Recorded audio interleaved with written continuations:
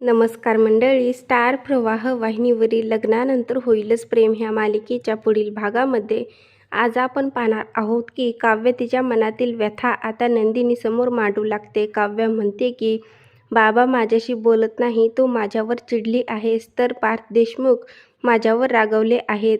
हे घर आपलंसं वाटायचं आता ते मला परकं वाटू लागलंय. प्रेम करणं जर वाईट असेल तर ते मला मुळीच नको. तर काव्याचं बोलणं ऐकून आता नंदिनीलाही खूपच वाईट वाटत असते. तर इकडे आपण पाहतो की देशमुखांच्या घरात आता पार्थ जीवा सोबत जेवण करत असतात. त्यावेळेस पार्थला काहीतरी हवं असतं. तेव्हा जीवा म्हणतो की तू माझ्या हातून घे ना, लहानपणापासून आपण सगळं वाटत आलोय. त्यावेळेस जेवताना अचानक पार्थला ठसका लागतो. तेव्हा जीवा त्याच्या डोक्यावर पाणी टाकू लागतो, त्याला शांत करू लागतो. पण मात्र पार्थ आता जीवाचा हात अडवत म्हणतो की तुला हे सगळं करायची काही गरज नाही, मी माझा बरा होऊ शकतो, तू हे सगळं काही करू नकोस आणि जागेवर जाऊन बस.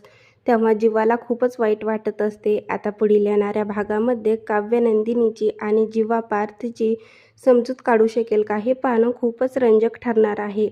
लग्नानंतर होईलच प्रेम ह्या मालिकेचे नवनवीन अपडेट पाहण्यासाठी माझ्या चॅनलला लाईक करा, शेअर करा आणि सबस्क्राईब करायला विसरू नका.